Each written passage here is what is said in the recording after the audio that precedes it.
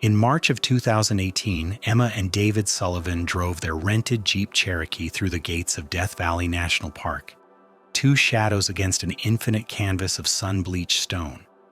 They were 31 and 33, married for 6 years, Phoenix residents who'd planned this camping trip as an escape from David's job in software development and Emma's work as a translator for the county courts. 3 days later, their vehicle was found abandoned at Zabriskie Point, doors unlocked, keys in the ignition. Inside were their phones, wallets, camping gear, and bottled water. Emma and David had simply vanished into the largest national park in the contiguous United States, a landscape so hostile that park rangers routinely recover the bodies of experienced hikers who underestimated its capacity for erasure. 6 years later, on a Tuesday morning in April 2024, Emma Sullivan walked into a Chevron station in Lone Pine, California, 40 miles north of where she'd disappeared. She was barefoot, sunburned, wearing clothes that didn't fit her, a man's flannel shirt over torn jeans that hung loose on her frame. Her dark hair, once shoulder length according to missing person photos, now reached her waist in matted tangles threaded with what looked like small bones and dried desert grass. When the cashier asked if she needed help, Emma opened her mouth and spoke in a language no one had ever heard. Death Valley earned its name honestly. It is a place that consumes water, hope, human life with the efficiency of a blast furnace. Temperatures regularly exceed 125 degrees in summer. The air itself becomes a weight that presses down on anything foolish enough to venture into its embrace during daylight hours. In March, when the Sullivans arrived, conditions were deceptively mild, perfect weather for hiking, the kind of crisp desert morning that lures people deeper into the backcountry than they intended to go. This is when Death Valley claims most of its victims, not during the brutal summer months when its dangers are obvious, but during the pleasant seasons when visitors mistake it for something tame. The couple had booked 3 nights at the Furnace Creek campground, planning day hikes to the park's famous viewpoints. According to their itinerary found later in David's laptop, they'd intended to visit Badwater Basin, Artist Palette, and finally Zabriskie Point for sunrise photos on their last morning. They were experienced outdoors enthusiasts. David had hiked sections of the Appalachian Trail. Emma had spent summers backpacking through national parks across the Southwest. They understood desert safety protocols. Start early, carry extra water, tell someone your plans. They did everything right except return. Rangers found their Cherokee at 3:47 p.m. on March 18th after the couple failed to check out of their campground. The vehicle sat in the Zabriskie Point parking area, baking in afternoon heat that had already reached 98 degrees. A layer of fine dust covered the windshield, not the thin coating that accumulates overnight, but the kind that settles over days of exposure to desert wind. The doors were unlocked, the keys dangling from the ignition as if someone had parked casually, intending to return within minutes. Inside, investigators found everything that should have been missing. 2 day packs, properly loaded with water bottles, energy bars, first aid supplies, and emergency beacons. Emma's purse containing her driver's license, credit cards, and $247 in cash. David's wallet with his identification and the confirmation number for their campground reservation. Both of their smartphones fully charged and showing no attempted calls or messages after 6:23 a.m. that morning. A text from Emma to her sister reading simply, "Watching sunrise at Zabriskie." David taking pictures. "Beautiful here." The sunrise at Zabriskie Point is legendary among photographers, transforming the Badlands into a golden sea of carved ridges and shadowed valleys. David's camera, found on the passenger seat, contained 127 photos from that morning. The images told a story that began normally. Emma silhouetted against the dawn sky, David's shadow stretching across corrugated desert floor, artistic shots of rock formations catching early light. But the final photos were different. Blurry, unclear.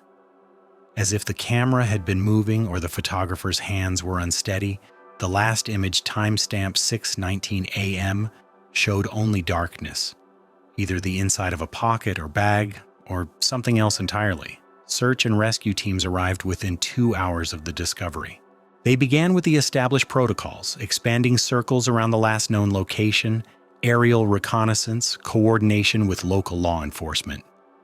Death Valley covers 3.4 million acres, an area larger than Connecticut, but the search focused initially on the terrain accessible from Zabriskie Point. The assumption was logical.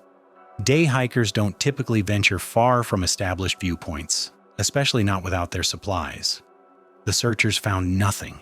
No footprints in sand that should have preserved them for days, no disturbed vegetation, no clothing scraps caught on Joshua trees, no trace that Emma and David Sullivan had ever stepped out of their rental car. It was as if they'd simply dissolved into the desert air, leaving behind only the careful arrangements of their abandoned belongings. By the third day, the search had expanded to include helicopter overflights and specialized desert rescue teams from Nevada and California. They covered hundreds of square miles, focusing on ravines where a fall might have occurred, caves where someone might seek shelter, and the network of old mining roads that crisscrossed the valley floor. Death Valley's mining history created a hidden geography of shafts, tunnels, and unstable ground that could swallow people without trace. The teams checked every accessible opening, rappelling into promising caves, following animal tracks that might indicate water sources where desperate hikers might have headed. They found remnants of other tragedies, clothing fragments from disappearances dating back decades, rusted camping equipment, sun-bleached bones that DNA testing would later identify as belonging to missing persons from as far back as the 1970s. Death Valley keeps its secrets in scattered pieces, redistributed by flash floods and wind until individual stories become part of a larger narrative of loss. But they found nothing that belonged to Emma and David Sullivan. The official search lasted 18 days and covered over 800 square miles. It involved 127 personnel, including park rangers, local law enforcement, specialized cave rescue teams, and volunteer search groups. The cost exceeded $400,000. On April 5, 2018, the search was officially suspended. Emma and David Sullivan were presumed dead, victims of the desert that claims an average of 12 lives per year through dehydration, exposure, falls, and the countless other ways that unforgiving landscape can kill. Their families held a memorial service 6 months later. Emma's sister Maria spoke about her sister's gift for languages. She spoke 5 fluently and had a particular talent for picking up new dialects quickly. Emma could walk into a room full of strangers speaking anything from Mandarin to Swahili, and within an hour she'd be having conversations, Maria said. Words were her superpower. She made connections where other people saw only barriers. David's parents remembered their son's methodical nature, his habit of planning every detail of their trips, his respect for the outdoors that made his disappearance seem impossible. These were not reckless people. They were not the type to wander off-trail without supplies, to ignore safety protocols, to make the kinds of mistakes that Death Valley punishes with death. The case remained open but inactive. Every few months, park rangers would receive reports of possible sightings, tourists who'd glimpsed figures in the distance, hikers who'd found suspicious debris. Each report was investigated and dismissed. Death Valley creates mirages, optical illusions born from heat distortion and the mind's desire to find meaning in emptiness. Experienced desert travelers learn not to trust their eyes completely in that landscape. What looks like a person waving for help often turns out to be a Joshua tree or rock formation. What sounds like voices calling for aid is usually just wind moving through narrow canyons, creating acoustic effects that can carry for miles. 6 years passed. Emma and David Sullivan became another unsolved case in Death Valley's catalog of the vanished. Their photos filed alongside dozens of others who'd walked into that landscape and never emerged. Their families moved through the stages of grief, accepting a loss without closure, without remains to bury, without understanding of what had happened to 2 people they'd loved. Then, on April 16, 2024, at 8:43 a.m., Emma Sullivan pushed through the glass doors of the Chevron station on Highway 395 in Lone Pine, California. The cashier, a 19-year-old named Marcus Chen, was restocking energy drinks when he heard bare feet on linoleum. He turned to see a woman who looked like she'd walked out of the desert, which, as it turned out, she had. Her appearance was startling. Sunburned skin showed the deep bronze of prolonged desert exposure, but not the angry red of recent burning. This was old color, earned over time. Her hair hung in thick ropes past her waist, woven through with small objects that Marcus couldn't immediately identify, bits of bone, dried seed pods, what looked like carved stones. The flannel shirt she wore was too large, hanging off her thin shoulders, and her jeans were held up with what appeared to be braided plant fibers. Her feet were bare, the soles thick with calluses, and as she walked, she left small traces of red dust on the clean floor. But it was her eyes that Marcus remembered most clearly when he gave his statement to police hours later. They weren't crazy eyes, he said. They were aware, like she was seeing things I couldn't see, like she knew something I didn't, but when I asked if she needed help, that's when it got weird. Emma opened her mouth and began speaking in what sounded like poetry. The words flowed in complex rhythms, rising and falling like song, containing sounds that Marcus's ear couldn't quite catch or his mouth couldn't have reproduced. It was beautiful, he said later. Musical, in a way that made him want to understand even though comprehension felt impossible. But it wasn't any language he'd ever heard, and he'd grown up in a town where Spanish, Paiute, and English mixed freely in daily conversation. When Emma realized he couldn't understand, she tried again, speaking more slowly, gesturing toward the refrigerated section. Marcus thought she might want water or food, so he grabbed a bottle and offered it to her. She took it, unscrewed the cap, and drank half of it immediately. Not the desperate gulping of someone dying of thirst, but the steady consumption of someone accustomed to rationing liquid. Then she tried speaking again, her voice carrying the same melodic cadences, but now incorporating what sounded like attempts at English words. Lost, she managed, though the word came out shaped differently as if her mouth had forgotten how to form familiar sounds. David, with others. She paused, her face scrunching in concentration. Waiting. Waiting. Marcus reached for his phone and dialed 911. While he waited for the dispatcher, Emma walked to the magazine rack and began examining the publications with intense focus. She pulled down a copy of National Geographic and opened it to a spread about archaeological discoveries in Peru. Her finger traced across photos of ancient stone carvings, and she made a sound of recognition. Not quite a word, but clearly meaningful. She carried the magazine to the counter and began drawing on the back of a receipt using a pen Marcus offered her. What she drew made no sense to him at the time. Complex geometric patterns that seemed to follow mathematical principles he couldn't identify.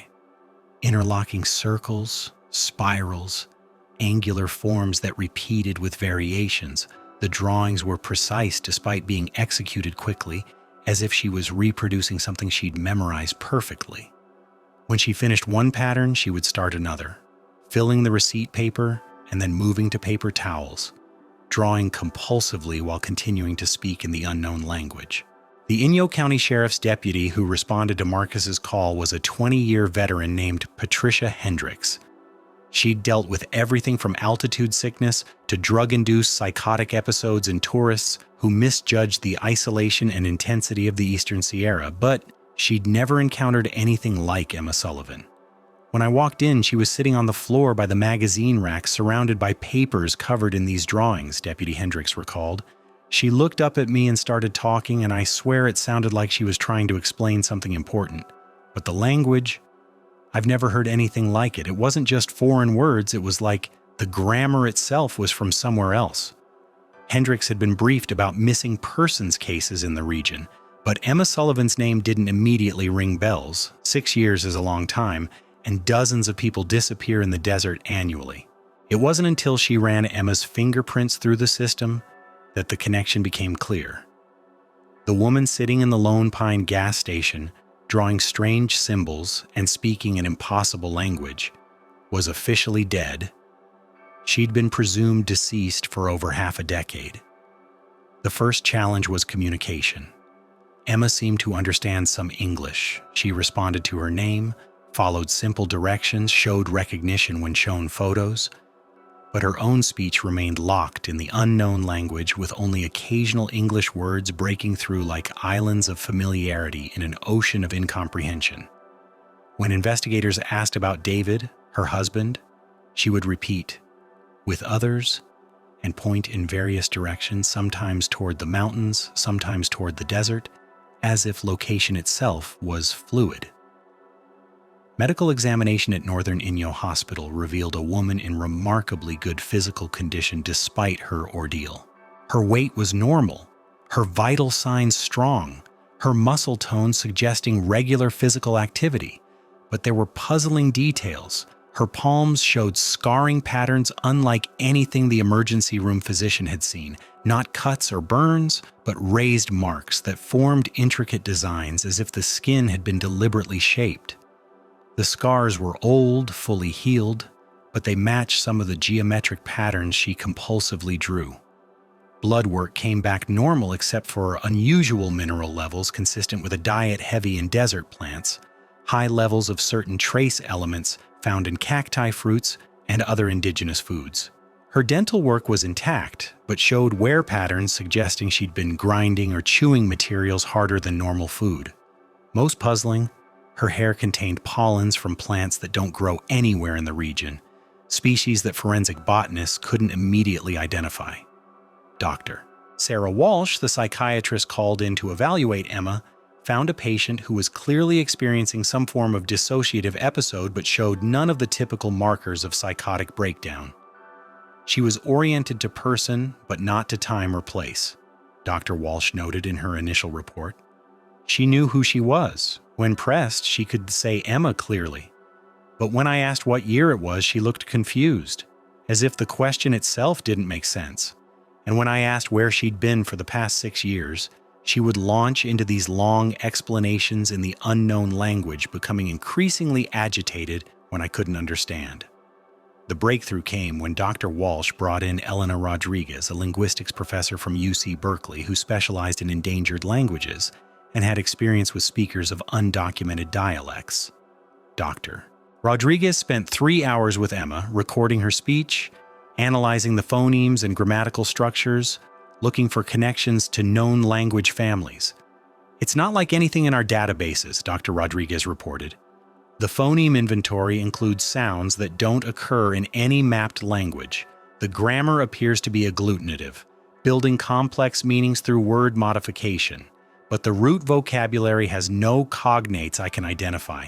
If someone were to construct an artificial language from scratch, this is more sophisticated than anything I've encountered. And the consistency is remarkable. She's not making it up as she goes along. This is a complete linguistic system." But the most disturbing discovery came when Dr. Rodriguez played recordings of Emma's speech to colleagues around the world, reaching out to experts in dead languages, indigenous dialects, and even constructed languages used in films or literature. No one recognized it. The language Emma spoke fluently, the tongue that had apparently replaced English as her primary mode of communication, seemed to have no earthly origin. Meanwhile, investigators were trying to piece together where Emma had been for 6 years. The area where she'd appeared, Highway 395 near Lone Pine, was roughly 40 miles north of where she'd disappeared. In between lay some of the most inhospitable terrain in North America, the floor of Death Valley, the Panamint Mountains, and mile after mile of desert that kills unprepared hikers within hours. Even if she'd somehow survived the initial disappearance, where had she lived? What had she eaten? How had she found water? The first clue came from her drawings. The geometric patterns she reproduced obsessively showed up in other contexts when investigators began looking. A park ranger remembered seeing similar symbols carved into rock faces in remote areas of Death Valley, marks he'd assumed were ancient petroglyphs or modern graffiti.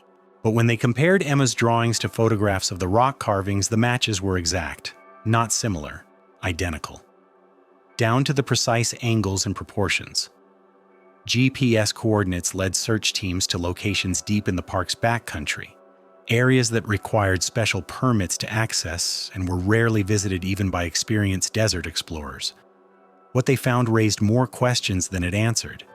Hidden in narrow canyons and concealed caves, they discovered evidence of recent habitation, fire rings with still warm ashes, caches of preserved desert plants, water collection systems built from materials that seemed both primitive and sophisticated, but most unsettling was the discovery of multiple sets of footprints around these sites. Emma's feet, with their distinctive callus patterns, had clearly walked these paths recently, but so had others. The tracks suggested a group of people moving through the desert with knowledge of hidden water sources and shelter locations unknown to park officials. When rangers tried to follow the trail networks, they led into areas of the park that weren't supposed to be passable. Slot canyons too narrow for human passage, cliff faces without handholds, terrain that should have been impossible to traverse.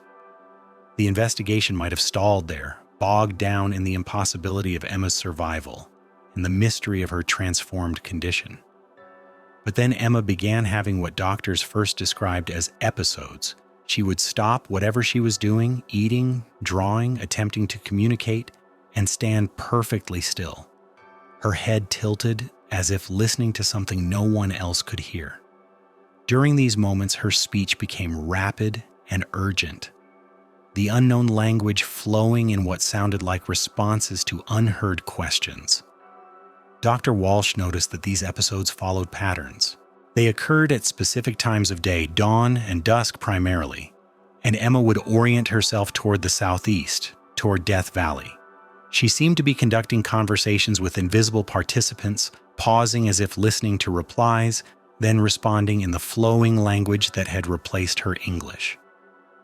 "They're calling," Emma managed to say during one of these episodes, the English words emerging clear and startling from the stream of incomprehensible speech. "Time, almost." She looked directly at Dr. Walsh, her eyes carrying the kind of urgency that transcends language barriers.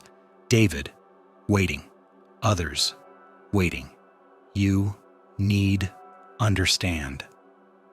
That night, Emma disappeared from the hospital. Security cameras showed her walking calmly out of the building at 3:17 a.m., moving with the purposeful stride of someone who knew exactly where they were going. She wore hospital scrubs and no shoes, but she moved across the parking lot and into the darkness beyond the facility's lights, as if the terrain was familiar territory.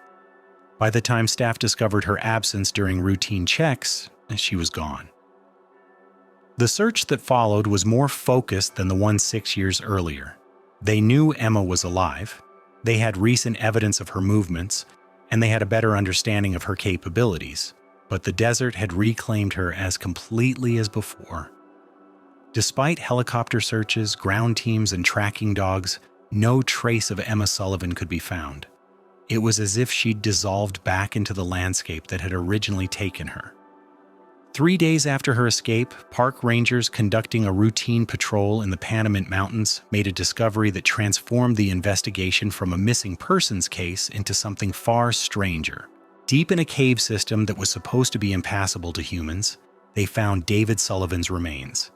The cave entrance was narrow, requiring explorers to crawl on hands and knees for nearly 50 feet before opening into a larger chamber. Park officials had marked it as too dangerous for public access, and even experienced cavers avoided it due to unstable rock formations. But when rangers followed one of the trail networks they discovered during their search for Emma, it led directly to this supposedly inaccessible location. David's skeletal remains lay in the center of the cave's main chamber, arranged with a precision that seemed intentional. His bones were clean, completely stripped of soft tissue, but showing no signs of the scattering that typically occurs when remains are disturbed by animals. They were positioned in an anatomically correct arrangement, as if someone had carefully reconstructed the skeleton after the flesh had decomposed. But the most disturbing discovery was what surrounded David's remains. The cave walls were covered with the same geometric symbols Emma had been drawing, carved deep into the rock with tools that left unusual marks. Not the rough scratches of metal implements, but smooth, precise cuts that seemed to have been made with extreme care and patience. The symbols covered every available surface, creating patterns that seemed to spiral inward toward the chamber's center where David lay. Carbon dating of organic material found in the cave suggested David had been there for approximately 6 years, consistent with his disappearance timeline. But forensic analysis revealed something impossible. Emma's DNA was present throughout the chamber, in hair samples and skin cells that testing indicated had been deposited only 3 to 6 months earlier. According to the evidence, Emma had been in that cave recently, tending to remains that had been there for years. The cave system extended deeper than initial surveys had indicated, with passages leading into unexplored sections of the mountain. When the investigation team attempted to map these deeper areas, they encountered technical difficulties that defied explanation. Compasses spun randomly, GPS devices malfunctioned, radio communication became impossible beyond certain points. The cave seemed to exist in a pocket of space where normal navigation tools failed. During one mapping expedition, team members reported hearing sounds from the deeper passages, not the expected echoes of wind or settling rock, but what sounded unmistakably like human voices speaking in rhythmic, musical tones. When they tried to record these sounds, their equipment captured only static. When they called out, the voices stopped. But when they began to withdraw, the sounds resumed, seeming to follow them toward the entrance. Dr. Rodriguez analyzed the carved symbols in the cave and confirmed they matched Emma's drawings exactly. But computer analysis revealed something more. The symbols weren't random. They followed mathematical patterns, creating sequences that seemed to encode information. The arrangement suggested a form of three-dimensional writing, with meaning emerging from the relationship between symbols rather than from individual marks. It's like looking at a language that uses space itself as grammar, Doctor. Rodriguez explained to the investigation team, the symbols don't just represent concepts, their position relative to each other creates additional layers of meaning. It's more complex than any writing system I've encountered, but it's clearly systematic. Someone, or someone's, has created a sophisticated method of communication that we're only beginning to understand. The revelation that David's remains had been carefully tended raised questions about who else might be living in Death Valley's hidden places. Satellite analysis of the region revealed temperature anomalies in areas where no human habitation was supposed to exist. Heat signatures suggesting fires, warm bodies, or other sources of thermal energy in locations that appeared empty to visible light reconnaissance. Search teams found more evidence of this invisible community, caches of food stored in natural refrigerators created by underground springs, sophisticated water collection systems that channeled rare rainfall into hidden reservoirs, and networks of marked trails that connected dozens of concealed shelters across hundreds of square miles of seemingly barren desert. But they never found the people themselves. Whoever was living in Death Valley's secret geography remained as elusive as Emma had become after her second disappearance. The investigation was dealing with a community that had mastered the art of invisibility in one of the most surveilled and mapped landscapes in America. Then, 6 weeks after David's remains were discovered, Emma appeared again. This time, she walked out of the desert at Furnace Creek, the park's main visitor center, on a Tuesday morning when temperatures were already climbing toward 110 degrees. She wore the same hospital scrubs she'd disappeared in, though they were now faded and repaired with plant fibers. Her hair was braided with fresh desert flowers that shouldn't have been blooming in the heat of late spring. She carried a water bottle made from what appeared to be woven plant material, and around her neck hung a necklace of carved stones that matched the symbols she'd been drawing. But the most significant change was in her communication. The unknown language remained primary, but her English had improved dramatically. She could hold basic conversations, though her word choices were often strange, and her grammar sometimes followed patterns that didn't quite fit standard usage. I came back because time is changing, she told the park ranger, who found her sitting calmly in the visitor center parking lot. David's waiting is over. Others need you to understand now. The place where words live is opening, and someone from your side has to know. When investigators asked where she'd been, Emma gestured toward the mountains and desert with the same fluid hand movements they'd noticed before. With the teachers, she said, learning the deep language, learning how to carry messages between the places. She agreed to return to medical custody, but only on the condition that linguists and anthropologists be included in her evaluation. The drawings aren't enough, she explained. The voice patterns carry meaning that marks on surfaces cannot hold.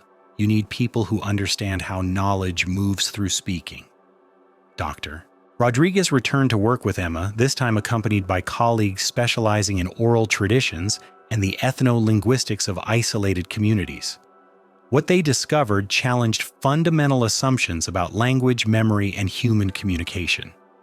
Emma's unknown language had evolved during her time away. The recordings from her first reappearance showed a vocabulary of perhaps 2,000 distinct elements. Now, her linguistic repertoire had expanded to include complex technical terms, abstract concepts, and elaborate grammatical structures that suggested extended formal education in this mysterious tongue. She's not just speaking a different language, Doctor, Rodriguez reported. She's thinking in it. Her cognitive patterns have been restructured around a completely different approach to organizing and expressing information. When she speaks English now, she's essentially translating from this other linguistic framework, which explains why her word choices sometimes sound foreign even when they're technically correct. More disturbing was Emma's description of her teachers. She spoke of them as the ones who stayed when the surface changed, suggesting a community that had been living in Death Valley's hidden spaces for an extended period. When asked how long they'd been there, Emma would switch to the unknown language, apparently lacking English terms for the temporal concepts she was trying to express. Time moves differently in the deep places, she explained during one recorded session. What you call years, they call, there's no word in your speech. Moments that stretch, spaces between one breath and the next that can hold lifetimes of learning. The investigation team began to suspect they were dealing with more than a missing persons case. Emma's transformation, the sophisticated cave dwellings, the complex language system, and the evidence of a hidden community suggested something unprecedented, an uncontacted culture existing within the boundaries of the United States in one of the most thoroughly mapped and monitored landscapes in the country. But Emma's next revelation would prove that even this extraordinary theory didn't capture the full scope of what they were confronting. During a session focused on mapping the cave systems where she'd lived, Emma suddenly stopped drawing and looked directly at Dr. Rodriguez. "They want to meet you," she said in English that was clearer and more fluent than anything she'd managed previously. "The teachers. They've been watching your work, listening to the questions you ask. They think you might be ready to learn the first lessons," and she paused, her expression becoming intensely serious. "But once you go into the deep places and hear the true language spoken in its home, you can't return unchanged.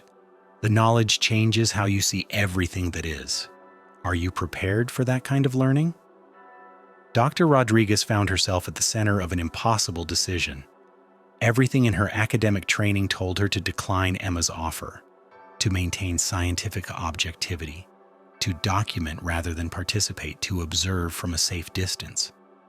But the linguist in her recognized an opportunity that might never come again.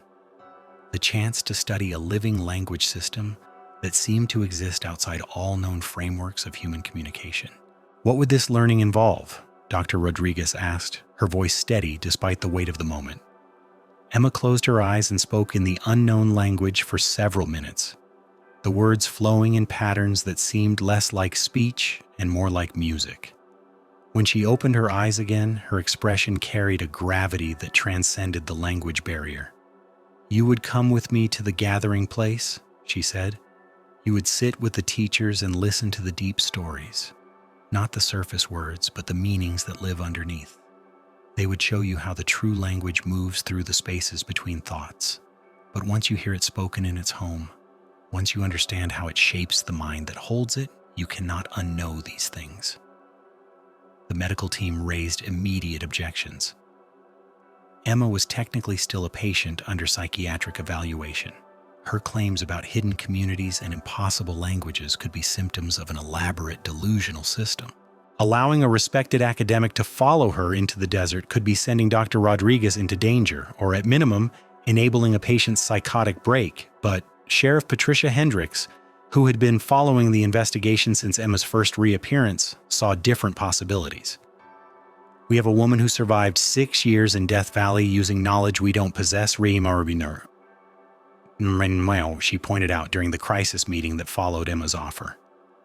"We have evidence of a community living in one of the most surveilled landscapes in America without our knowledge. We have cave systems that seem to extend far beyond our current maps. Maybe it's time to admit that our normal investigative methods aren't adequate for what we're dealing with." Dr. Walsh, the psychiatrist, remained skeptical. Emma presents as someone who has experienced severe trauma and constructed an elaborate fantasy system to cope with whatever actually happened to her. Following her into the desert validates delusions that may be protecting her from memories too painful to process directly. We could be reinforcing a psychotic break rather than solving a case. The debate continued for 3 days. Emma remained patient but insistent, spending her time drawing increasingly complex symbol systems and occasionally speaking to invisible presences that seemed to surround her at specific times of day. Her English continued to improve, but her explanations became more unsettling. "The teachers say your time for choosing is almost finished," she told Dr. Rodriguez on the 3rd evening. "The deep places are not always open to surface dwellers. There are seasons when the barriers grow thin, when crossing between the worlds becomes possible. But these seasons end, and the next opening may not come for many turnings of the earth." Dr. Rodriguez made her decision that night, against medical advice, against the concerns of law enforcement, and against every principle of academic caution. She agreed to accompany Emma into Death Valley's hidden geography. The expedition was planned with military precision. Dr. Rodriguez would carry multiple communication devices, emergency beacons, and enough supplies for a week in extreme conditions. A support team would maintain base camp at Furnace Creek, ready to launch rescue operations if contact was lost. Helicopter overflights would monitor their route where possible. Every precaution would be taken to ensure that if Emma's claims proved delusional, at least Dr. Rodriguez would survive the experience. They departed at dawn on a Tuesday morning, Emma leading the way along trails that didn't appear on any park map. She moved through the landscape with the fluid confidence of someone who had internalized every rock formation, every hidden spring, every shadow that might provide shelter from the sun. Dr. Rodriguez, despite her desert experience, found herself struggling to keep pace with a woman who seemed to have become part of the environment she'd vanished into. "The paths change depending on the season and the needs of those walking them," Emma explained as they descended into a canyon that GPS indicated shouldn't exist. "What you see as fixed terrain, the teachers know as something that breathes and shifts. The desert shows different faces to different kinds of vision." As they walked deeper into the backcountry, Dr. Rodriguez began to notice details that her scientific training couldn't easily categorize. The rock formations seemed to follow patterns that were almost architectural, as if the landscape had been shaped by intelligence rather than purely geological processes. The air itself felt different, thicker, more present, carrying scents that didn't match any desert flora she could identify. "You're beginning to sense it," Emma said, noticing her companion's growing unease. "The surface world and the deep places aren't separate. They're layered, like two languages spoken simultaneously, creating harmonies and dissonances where they overlap. You've lived your whole life hearing only one of the voices. Now your mind is learning to detect the other." By midday, they had reached the first way station, a natural shelter formed by overhanging rock that had been modified with subtle additions. Stone walls, nearly invisible unless viewed from precisely the right angle, created windbreaks and shade pools. A sophisticated water collection system channeled rare moisture from cracks in the rock face into hidden reservoirs. Most remarkably, the space was comfortable despite the climbing heat, maintained at temperatures that seemed to defy the laws of desert thermodynamics. "The teachers showed us how to work with the stone's willingness to shelter," Emma explained as they rested. "Every material has its own desires for how it wants to exist. Fighting against these desires creates struggle and failure. Learning to sense what each element wants to become, that's the beginning of true knowledge." That evening, As they prepared to continue deeper into the hidden landscape, Dr. Rodriguez heard them for the first time, the voices that had been reported by previous search teams. They emerged from the desert twilight as soft harmonies, rising and falling in patterns that sounded unmistakably like language but carried none of the harshness she associated with human speech. "They're welcoming you," Emma said, her own voice taking on some of the melodic qualities of the surrounding sounds. "They've been listening to your questions, watching how you approach the mystery of the deep language. They think you might be able to learn." As darkness fell, figures began to emerge from the landscape itself. At first, Dr. Rodriguez thought she was seeing optical illusions, shadows that seemed to move independently, rock formations that shifted when viewed peripherally. But gradually, she realized she was looking at people who had mastered the art of becoming indistinguishable from their environment. There were 7 of them, including a man she recognized from photographs as David Sullivan. But David looked nothing like the missing software developer she'd seen in case files. His skin had taken on the deep bronze of prolonged desert living. His hair hung in the same plant-woven braids as Emma's, and his body moved with the fluid efficiency of someone who had learned to conserve energy in an environment where waste meant death. When he spoke, it was in the unknown language, his voice carrying the same musical qualities Emma had developed. But when Dr. Rodriguez appeared confused, he switched to English that carried a familiar accent underneath unfamiliar rhythms. "Elena Rodriguez," he said, pronouncing her name as if it were a prayer. "We've heard your recordings of Emma's first words when she returned to your world. You listened with the kind of attention that honors what you cannot yet understand. That's rare among surface dwellers." The others remained silent, but Dr. Rodriguez could feel their presence as a weight in the air around her. They watched with eyes that seemed to see more than human vision should be capable of detecting. And when they occasionally spoke to each other in the unknown language, their words created harmonics that seemed to resonate in her bones. "What happened to you?" Dr. Rodriguez asked David, her voice carrying the authority of someone accustomed to conducting interviews. David smiled, his expression carrying both sadness and a kind of peace she hadn't expected.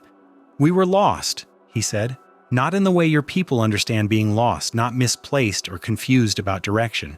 We were lost from the deeper currents that run beneath the surface world. Emma and I had lived our whole lives speaking only the shallow language, seeing only the obvious layer of reality.